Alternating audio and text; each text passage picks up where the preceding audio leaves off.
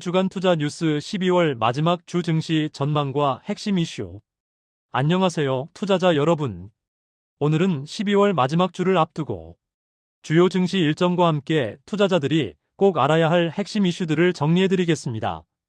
삼성전자의 100조 영업이익 전망부터 한일 엔화 약세가 호텔업계에 미칠 영향, 그리고 국민연금의 국내 주식 투자 확대 가능성까지 시장을 움직일 주요 변수들을 함께 살펴보겠습니다. 12월 마지막 주 증시 일정. 먼저 이번 주 증시 일정을 살펴보겠습니다. 솔직히 말씀드리면 크리스마스 연휴를 앞두고 있어 주요 이슈가 많지 않은 한 주입니다. 12월 22일에는 한국의 12월 1일부터 20일까지 수출입 데이터가 발표됩니다. 같은 날 중국에서는 대출 우대금리 LPR가 결정되는데 이는 실질적으로 중국의 기준금리라고 볼 수 있습니다. 23일에는 미국의 3분기 GDP 확정치가 나오고 24일은 크리스마스 이브로 미국 증시가 조기 폐장합니다. 오전장만 열리는 것이죠. 25일 크리스마스는 대부분 국가가 휴장합니다. 여기서 투자자들이 특히 주목해야 할 날이 있습니다. 바로 12월 26일입니다. 이날은 한국 기업들의 배당 기준일입니다. 연말까지 주주명부를 확정하는 기업들의 경우 26일 종가 시점에 주식을 보유하고 있어야 배당을 받을 수 있습니다. 최근 많은 기업들이 배당 기준일을 주주총회 이후로 변경했지만 여전히 많은 기업들이 연말을 기준일로 삼고 있습니다. 배당주에 투자하고 계신 분들은 본인이 보유한 종목의 배당 기준일을 반드시 확인하시기 바랍니다. 한 가지 더 알아두실 점은 배당락 현상입니다. 27일에는 배당을 주는 만큼 주가에서 제외되기 때문에 배당을 많이 주는 기업의 경우 아침 시초가부터 하락 출발할 수 있습니다. 이는 자연스러운 현상이니 놀라실 필요는 없습니다. 삼성전자, 내년 영업이익 100조 전망. 이번 주 가장 주목받은 뉴스 중 하나는 KB증권 김동원 연구원의 삼성전자 분석입니다. 내년 삼성전자 영업이익이 100조 원에 달할 것이라는 전망을 내놨는데요. 현재 시가총액이 600조 원 수준임을 감안하면 PER이 6배 정도로 상당히 저평가되어 있다는 분석입니다. 처음 이런 이야기가 나왔을 때는 많은 사람들이 반신반의했습니다. SK하이닉스도 마찬가지였죠. 그런데 최근 마이크론의 실적이 발표되면서 시장의 분위기가 달라졌습니다. 100조 원이라는 숫자가 더 이상 비현실적으로 느껴지지 않게 된 것입니다. 실제로 올해 4분기 삼성전자의 추정 영업이익이 19조 원 수준입니다. 분기당 20조 원 정도인데 내년에는 분기마다 이보다 더 벌 것으로 예상됩니다. 분기당 25조 원만 달성해도 연간 100조 원이 되는 것이죠. 삼성전자의 HBM 사업도 긍정적입니다. 비록 경쟁사에 비해 뒤처진다는 평가를 받았지만 최근 구글의 TPU 검증을 통과했고 엔비디아 제품에도 공급이 시작되고 있습니다. 흥미로운 점은 삼성전자가 경쟁사 대비 약 43% 할인된 밸류에이션을 받고 있다는 것입니다. 마이크론과 비교했을 때 상당히 저평가되어 있는 상황입니다. 내년 1월 초 삼성전자의 실적 발표가 중요한 이유가 여기에 있습니다. 4분기 실적이 시장 기대치를 충족하거나 상회한다면 100조 원. 영업이익에 대한 컨센서스가 더욱 공고해질 것입니다. 삼성 마이너스 테슬라 동맹 강화. 이재용 삼성전자 회장이 최근 텍사스주 테일러에 있는 테슬라 공장을 방문했습니다. 일론 머스크를 만나 협력을 강화한 것인데요. 특히 주목할 점은 삼성이 테슬라 공장 내에 일론 머스크를 위한 별도 사무실을 마련했다는 것입니다. 올해 7월 일론 머스크가 삼성전자의 AI 칩 수주를 발표하면서 삼성 공장에서 자주 잠을 자겠다고 말했을 때는 다소 황당하게 들렸습니다. 그런데 이것이 현실이 된 것이죠. 이재용 회장 입장에서는 일론 머스크가 고마울 수밖에 없습니다. TSMC로 갈 수도 있었던 물량을 삼성이 확보한 것이니까요. 반대로 일론 머스크 입장에서도 삼성은 이제 운명 공동체입니다. 삼성이 칩을 잘 만들어줘야 테슬라의 피지컬 AI 전략이 성공하기 때문입니다. 테슬라가 잘 되는 이유가 이제는 전기차 때문만이 아닙니다. 피지컬 AI, 즉 로봇과 자율주행에 들어가는 칩을 삼성이 만들어주고 있는 것이죠. 따라서 삼성전자 투자자들은 이제 메모리 반도체뿐만 아니라 테슬라의 동향도 함께 주시해야 합니다. 관건은 내년 2월입니다. 새로 출시되는 갤럭시 제품에 삼성 파운드리가 만든 엑시노스 2600이 탑재됩니다. 이 칩이 문제없이 작동한다면 삼성 파운드리의 기술력이 입증되는 것이고 이는 테슬라 칩 생산에도 긍정적 신호가 될 것입니다. 연준의 단기 국채 매입, 양적 완화인가? 연준이 매월 400억 달러 규모의 단기 국채를 매입하겠다고 발표하면서 시장에서 논란이 일었습니다.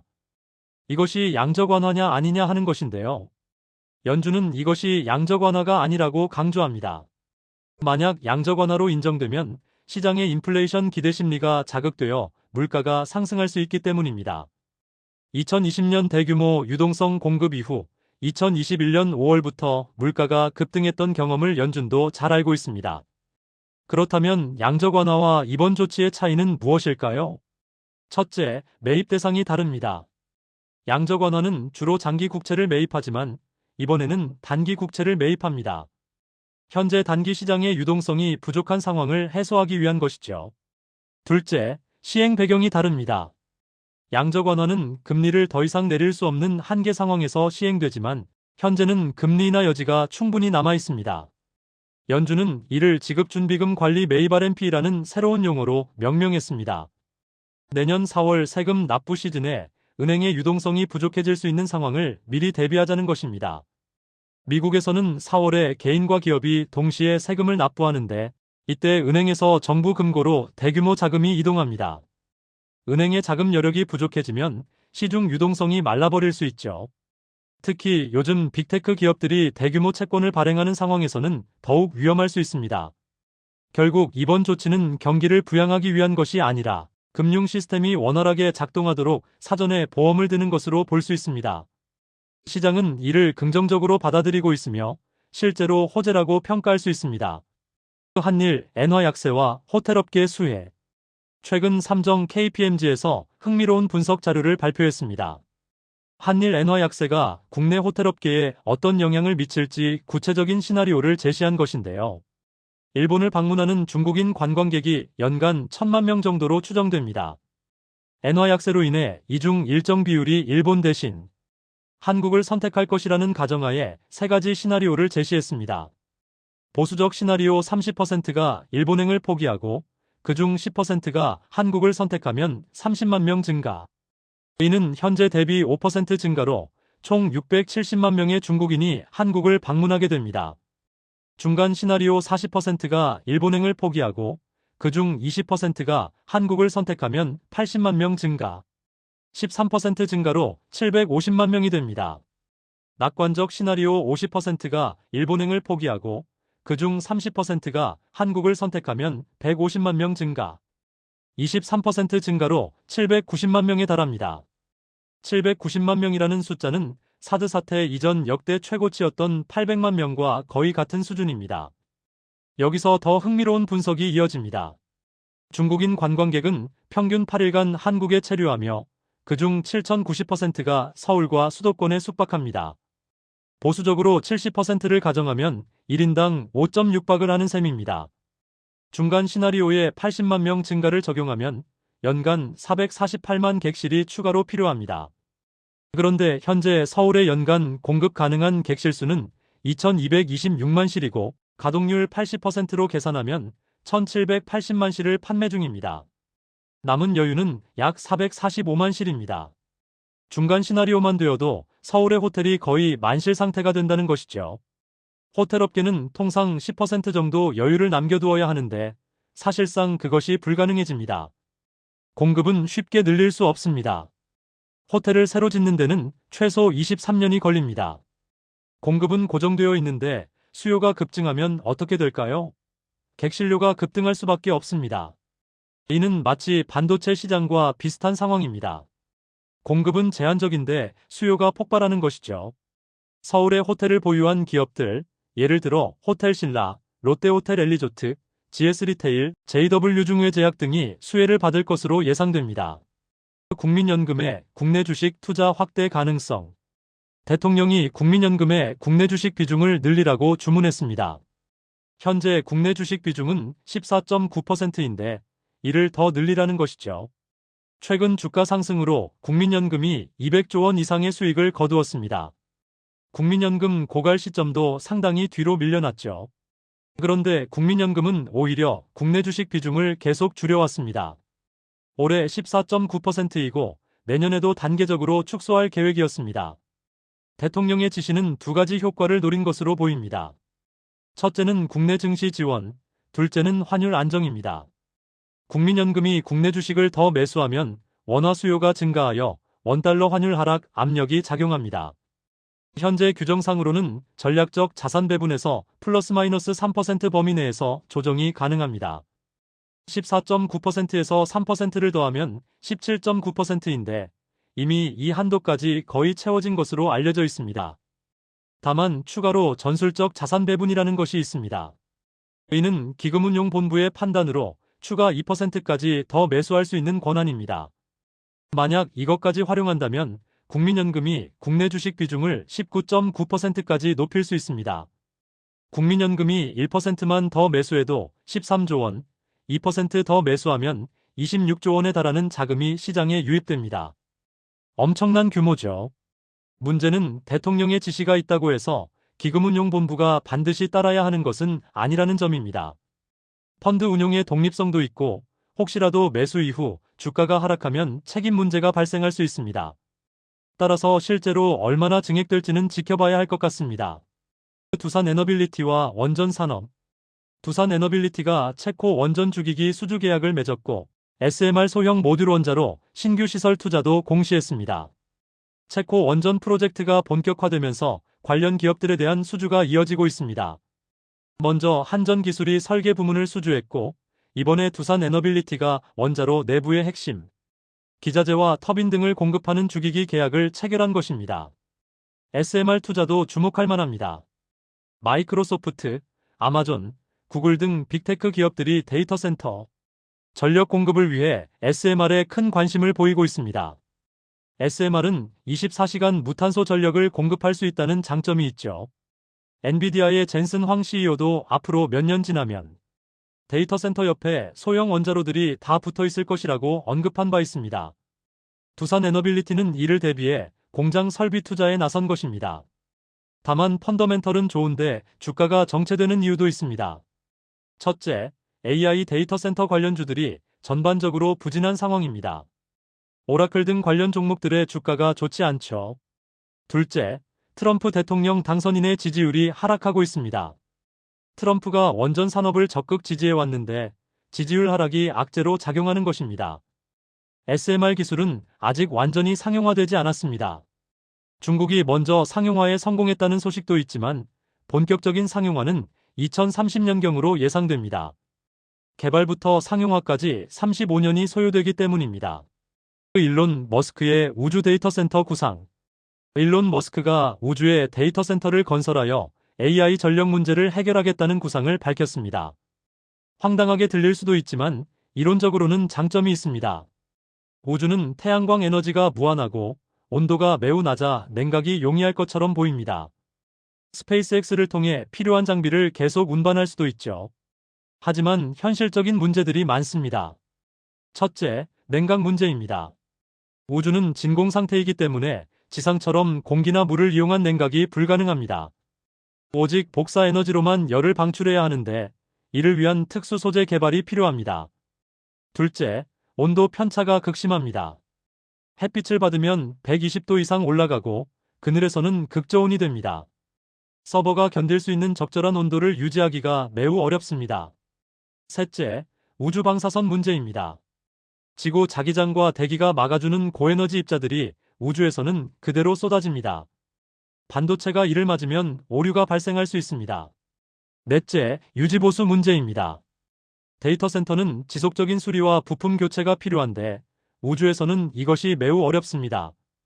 아이디어 자체는 흥미롭지만 실현되기까지는 상당한 시간이 걸릴 것으로 보입니다. 게다가 그때쯤이면 지상의 전력 문제도 원전 등을 통해 대부분 해결되어 있을 가능성이 높습니다. 따라서 우주 데이터 센터 관련주가 단기적으로 급등하는 것은 경계할 필요가 있습니다. 디스인플레이션 시대의 투자 전략. 현재 시장은 디스인플레이션 국면으로 접어들고 있습니다. 디스인플레이션이란 물가가 여전히 상승하지만 그 상승률이 둔화되는 것을 의미합니다. 유진투자증권의 허재환 연구원에 따르면 인플레이션 시기에는 가격 결정력이 있는 기업들이 유리합니다. 반도체처럼 점점 비싸지는 제품을 만드는 기업 또는 높은 가격을 책정할 수 있는 기업들이죠. 반대로 디스인플레이션 국면에서는 가격 결정력이 약했던 기업들이 숨통을 튀게 됩니다. 물가가 안정되면서 원가 부담이 줄어들기 때문입니다. 연준 인사들과 파월 의장 모두 내년 1분기가 물가 고점이 될 것이라고 전망하고 있습니다. 시간당 임금 상승률도 꺾이고 있죠. 따라서 디스인플레이션은 기정사실화되고 있습니다. 이런 환경에서 주목해야 할 섹터는 다음과 같습니다. 로봇 및 자동화 기업 아직 큰 수익을 내지 못하지만 설비 투자 시 원가 부담이 줄어들면서 이익이 개선될 수 있습니다. 석유화학 유가가 하락하면 원가 부담이 줄어 석유화학 기업들에게 유리합니다. 최근 유가 급락도 긍정적 요인입니다. 헬스케어 디스인플레이션 국면에서는 금리도 함께 하락하는데 비용을 많이 쓰는 헬스케어 기업들에게 이는 호재입니다. 소비재 물가 부담이 진정되면 소비자들이 지갑을 열 가능성이 높아집니다. 실제로 미국에서는 의류업체들이 최근 급등하는 경우가 많습니다. 소프트웨어 피지컬 AI와 함께 소프트웨어 섹터도 주목받을 수 있습니다. 다만 이들이 시장을 계속 주도하기보다는 AI 반도체 등 기존 주도주들이 조정을 받는 동안 1월까지 단기적으로 좋은 흐름을 보일 수 있다는 관점으로 접근하는 것이 좋겠습니다. SK하이닉스 ADR 발행 검토. 메리츠증권 김선우 연구원의 보고서에 따르면 글로벌 반도체 시장은 15년 사이클로 움직여왔습니다. 1990만 2005년 PC 시대, 2005만 2020년 스마트폰 시대를 거쳐 이제 2023년부터 본격적인 AI 시대가 열리고 있습니다. 수요는 충분한데 공급이 문제입니다.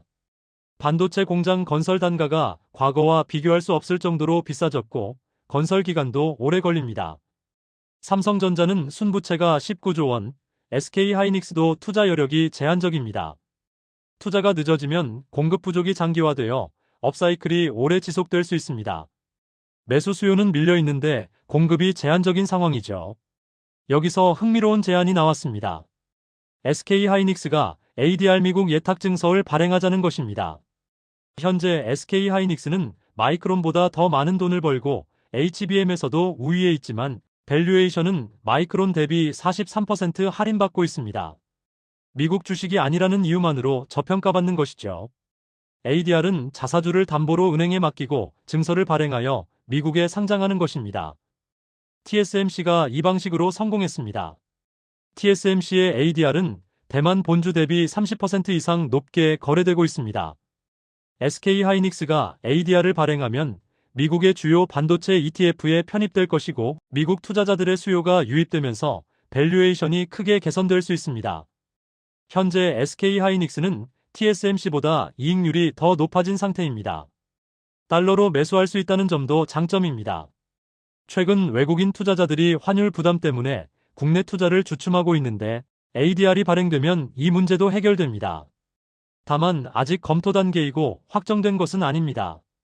또한 SK하이닉스의 자사주 비중이 2.4%로 낮아 이를 먼저 확보해야 한다는 과제도 있습니다. 중요한 것은 모든 기업이 ADR을 발행한다고 높은 밸류에이션을 받는 것은 아니라는 점입니다. 대만의 UMC도 미국에 상장되어 있지만 본주와 거의 차이가 없습니다. 시장이 원하는 업종의 주도주여야 의미가 있습니다. SK하이닉스는 현재 그런 위치에 있기 때문에 ADR 발행 시 큰 효과를 볼 수 있을 것으로 기대됩니다. 12월 마지막 주는 크리스마스 연휴로 인해 비교적 조용한 한 주가 예상됩니다. 하지만 내년을 준비하는 의미에서 중요한 시기이기도 합니다. 삼성전자의 100조 영업이익 가능성, 한일 엔화 약세의 호텔업계 수혜, 국민연금의 국내 투자 확대 가능성, 원전 산업의 성장, 그리고 디스인플레이션 시대의 새로운 투자 기회까지 내년 시장을 움직일 다양한 변수들이 준비되고 있습니다. 특히 AI 일변도였던 시장이 다양한 섹터로 자금이 분산되는 모습을 보이고 있어 포트폴리오 다각화의 기회로 삼을 만합니다. 배당 기준일도 확인하시고 연말 연시 휴장 일정도 체크하시어 안전한 투자 되시기 바랍니다. 오늘 주간 투자 뉴스를 마치겠습니다. 감사합니다.